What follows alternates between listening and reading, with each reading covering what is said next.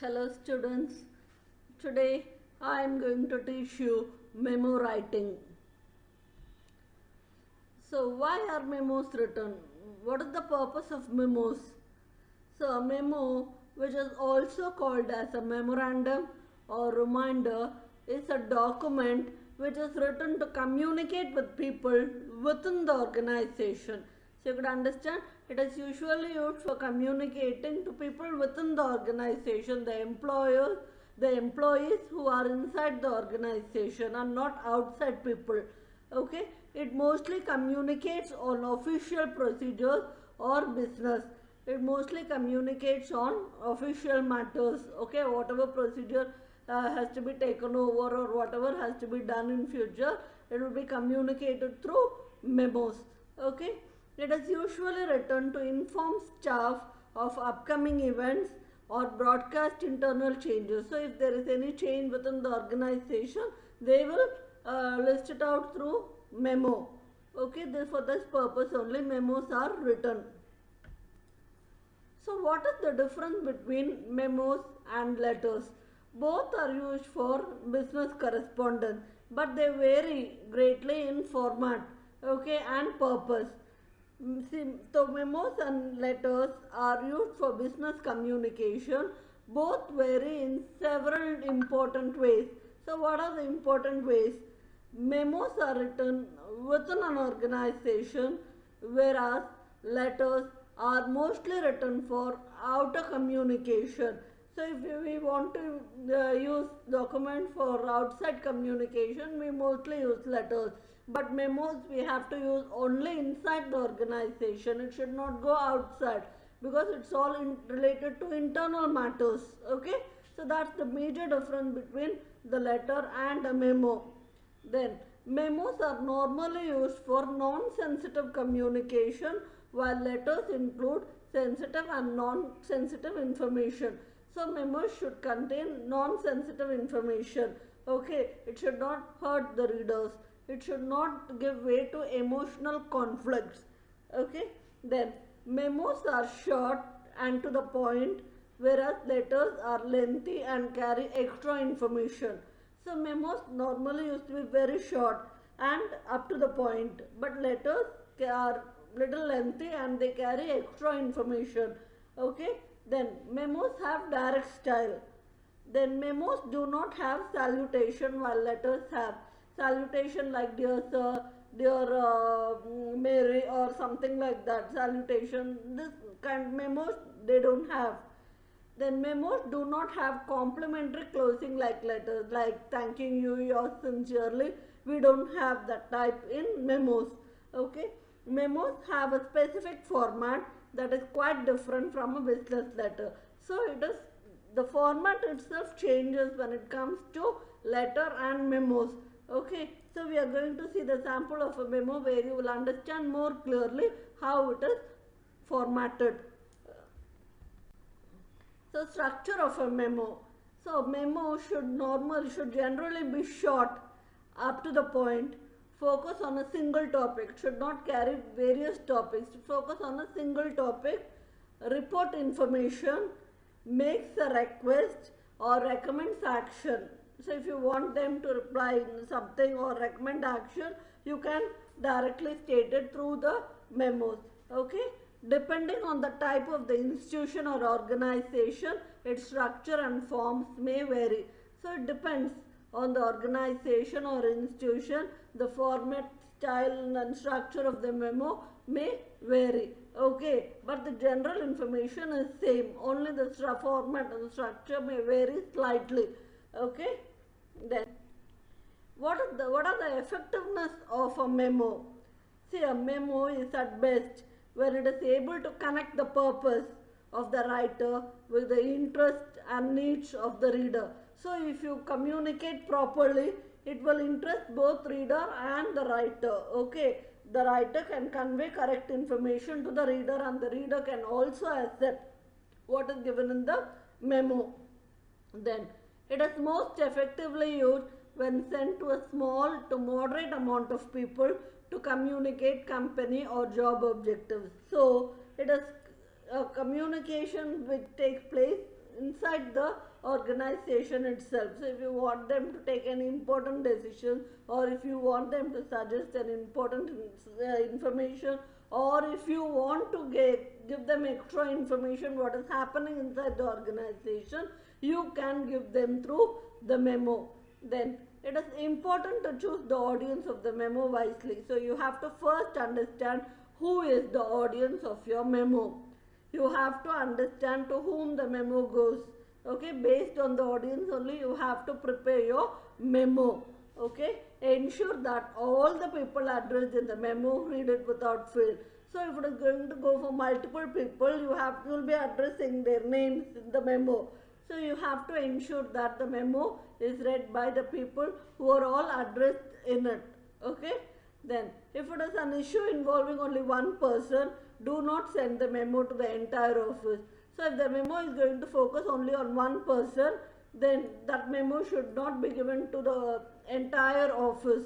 It should see that it reaches only that particular person. Okay. Be sure that the material is not too sensitive. Don't make the material too sensitive. Okay.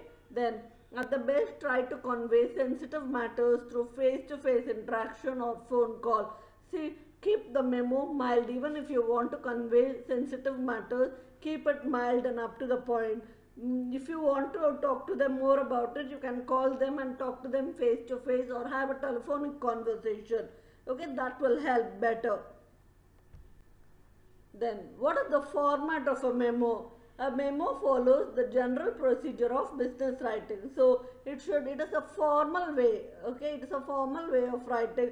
It's more or less like a business letter only, but it carries certain formalities. Okay, it is usually a page or two and a single space and left justified. So this is how the format should be. I'll show you the sample so that you can understand better. Then instead of using indentations to show new paragraphs, skip a line between sentences.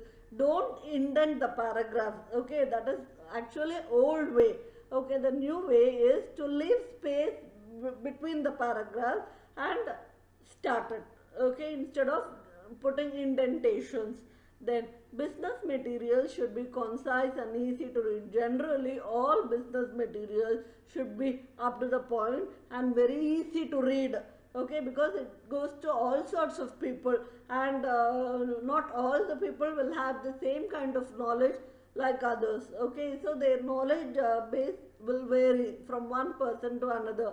So please keep it as simple as possible and up to the point. Okay, then it is therefore beneficial to use heading and list to help the reader pinpoint certain information. So for certain heading and list, you can highlight it.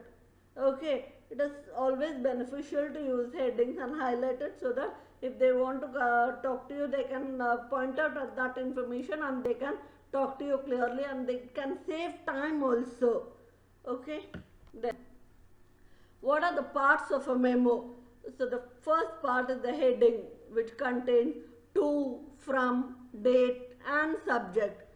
So the opening segment identifies the purpose in three parts. So the opening segment, the opening paragraph, it has to identify the purpose in three parts. The first is the context of the problem, the particular assignment and the purpose of the memo.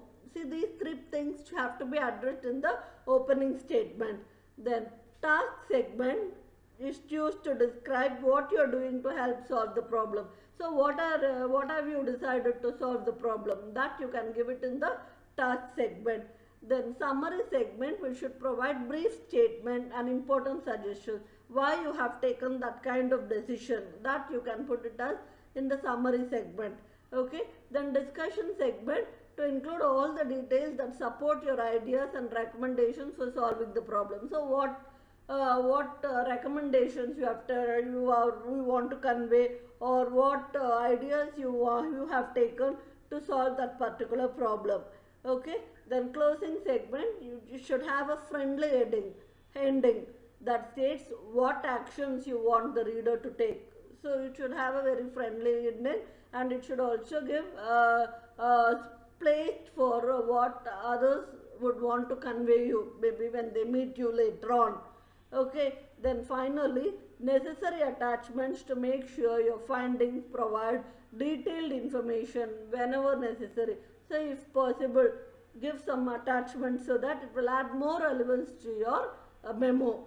Okay, it can be even graphs, charts also. Okay, that will make the information more clear.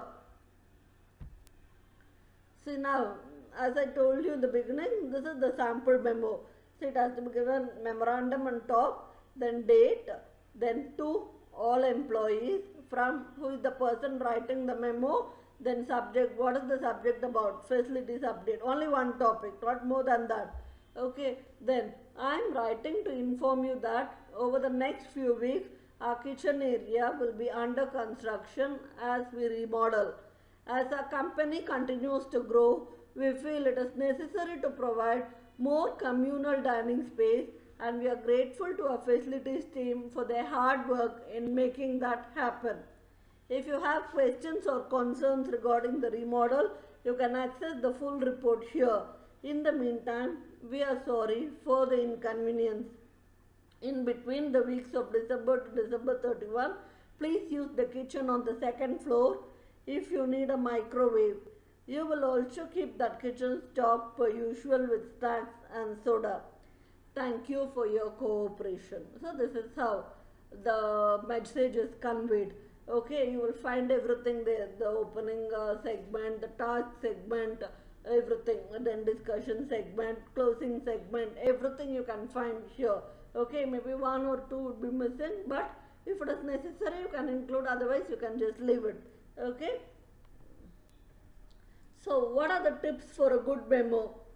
State the most important points first. So the important points have to come first, and then we have to move on to more details. Okay, be specific and brief. Whatever you want to say, be specific. Okay, don't drag on. Okay, and it is not going to be an essay, it is a memo, so it should be specific and up to the point. Include only important information. Whatever is important that has to be conveyed to the reader, only that you convey. Don't need to stock it with extra information. That's not necessary in a memo. Okay, feel free to include lists, charts and graphs to get better ideas of the topic. So if you include all this, it will help the reader to get better idea of what you're trying to convey. Okay, use headings for different segments of the memo. Headings you can use to convey different segments of the memo. You can give catchy headings. Instead of telling opening segment, segment like that, you can give catchy heading. That will make it more impressive. Okay, then that's what, as I told you, see, give proper content instead of making it simple and usual one. So give a catchy content, that's something that will attract the reader to read what is next. Okay, then check for errors. Always, every time when you give something, when you prepare a report or letter or memo or whatever it is, you have to check for errors. Okay, because if there are going to be errors, then your standard will lessen.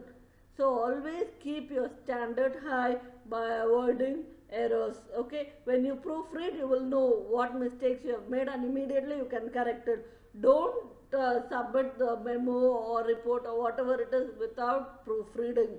Proofreading is very important for any kind of correspondence. Okay, written correspondence especially. Then keep paragraphs short. See, actually, as I told you before, we are not writing an essay, we are writing only a memo. So keep the paragraph very short. Each paragraph should have only 5 lines or less. Maximum 5 lines, minimum 2 or 3 lines, not more than that. Okay, then so now coming to the assignment, what constitutes a good memo? Describe the format of a memo. With the help of the sample and tips given in the slides, structure your own memorandum. Why is it important for a memo in an organization? How does memo differ from a business letter? So all the best, students.